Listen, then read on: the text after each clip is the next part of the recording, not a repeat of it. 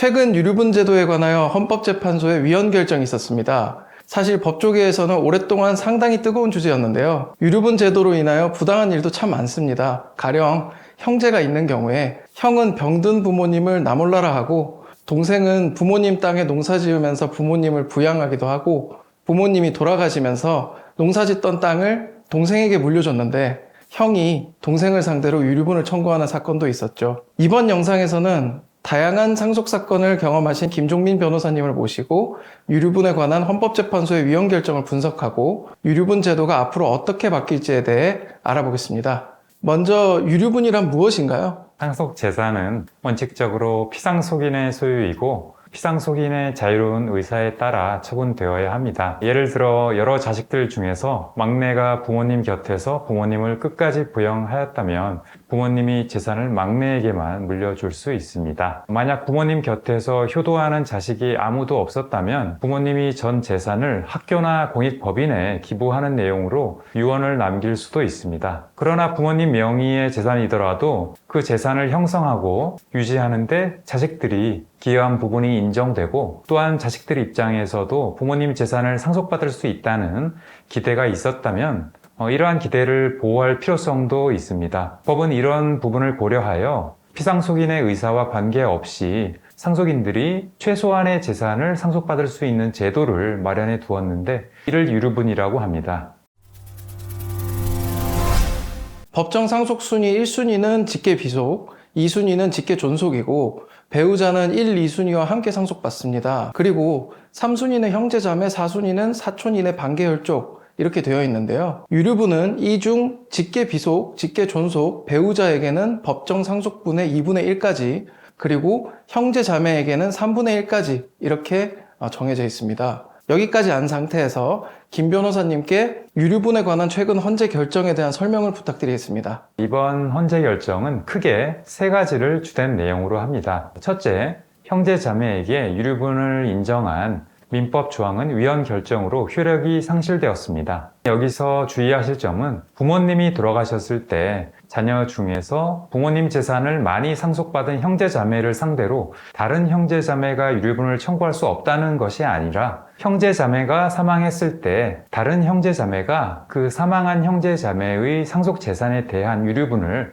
청구할 수 없다는 뜻입니다. 둘째, 못된 상속인에 대하여 유류분 상실 사유를 규정하지 않은 것은 헌법 불합치 결정이 나왔고, 셋째, 유류분의 기여분을 고려하지 않은 것도 헌법 불합치 결정이 나왔습니다. 요즘 형제자매들끼리는 서로의 재산 증식에 기여하는 경우가 거의 없다는 현실을 고려한 판단으로 보이고, 실무상으로도 형제자매가 남긴 상속 재산에 대하여 다른 형제자매가 유류분을 청구하는 사례가 거의 없기 때문에 위헌 결정으로 인한 혼란은 없을 것으로 예상됩니다.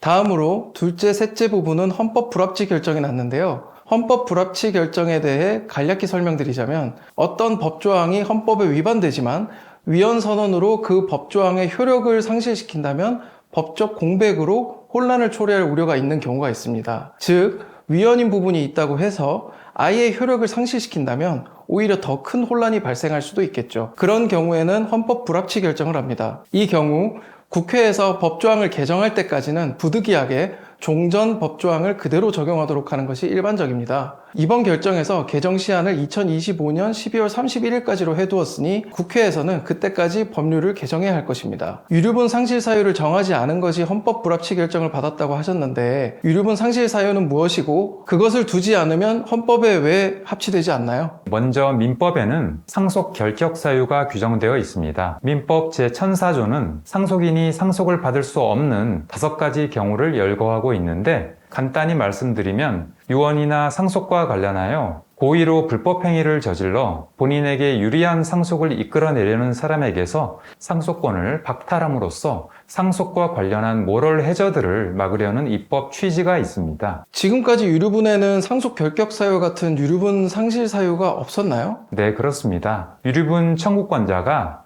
피상속인을 유기하고 학대하는 등으로 폐륜적인 행위를 했다 하더라도 피상속인의 직계 존비속이라는 이유만으로 피상속인의 의사와 상관없이 유류분을 청구할 수 있었던 것입니다. 헌법재판소가 못된 가족에게는 유류분을 박탈하는 입법을 하도록 강제하는 결정을 내린 것으로 이해하시면 될 것 같습니다. 그렇군요. 폐륜적인 상속인의 유류분을 상실시키는 제도를 마련하는 그런 헌법재판소의 결정은 일반 국민들의 법감정에도 부합하는 아주 합리적인 결정으로 보이네요. 다음으로 헌재의 결정 내용 중에 기여분에 관한 내용이 있습니다. 기여분이 무엇인지를 간단히 말씀드리면 공동상속인 가운데 피상속인의 재산의 유지나 증가에 대하여 특별히 기여하였다거나 아니면 피상속인을 부양한 사람이 있는 경우에는 그 사람에게 그 기여한 만큼의 재산을 가산하여 상속분을 인정하는 것이 바로 기여분 제도입니다. 예컨대 아버지가 돌아가셨고 상속인으로 형제가 있고 2억 원짜리 아버지 땅을 살 때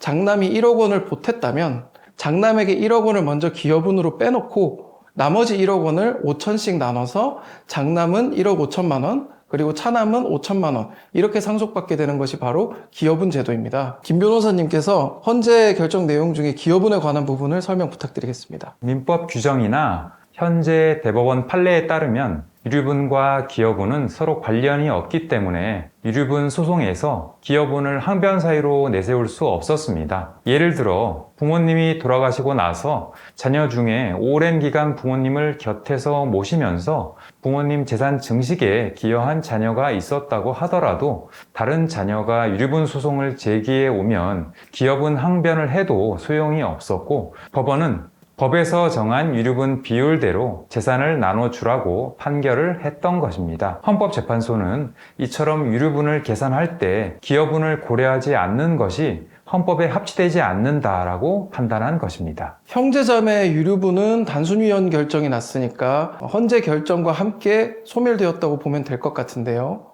유류분 상실 사유와 기여분 부분은 앞으로 어떻게 개정될 것으로 예상하시나요? 먼저 유류분 상실 사유가 되는 폐륜 행위를 법으로 어떻게 규정할 것인가 하는 문제는 생각보다 어렵고 복잡한 문제입니다. 유류분을 청구하는 입장에서는 그 범위를 좁혀야 한다고 주장을 할 것이고 유류분 청구를 당하는 입장에서는 상실사유 범위를 넓혀 유류분 청구를 제한해야 한다고 주장할 것이기 때문에 사회적 합의를 도출하는 것이 그리 쉬운 문제가 아닙니다. 헌재 결정에 따르면 2025년 12월 30일까지 국회가 법 개정을 하지 않으면 유류분의 근거 자체가 소멸하게 되어 유류분 소송과 관련하여 대혼란이 일어날 가능성도 있습니다. 한편 유류분 소송에서 기여분을 고려하여야 한다는 헌재의 판단에 대하여는 유류분에도 기여분에 관한 준용 규정을 두는 것으로 해결하면 될 것으로 보이는데요. 이 부분도 조속한 법 개정이 필요해 보입니다. 기여분에 관한 법 개정과 관련하여 부모님이 살아 계실 때 부모님을 부양한 자녀의 기여분에 대하여 자녀들 간에 협의가 이루어질 경우 다른 자녀들은 유류분을 사전에 포기할 수 있도록 하는 내용으로 법을 개정한다면 향후 상속 분쟁을 예방하는 데 좋은 방안이 될 것 같습니다.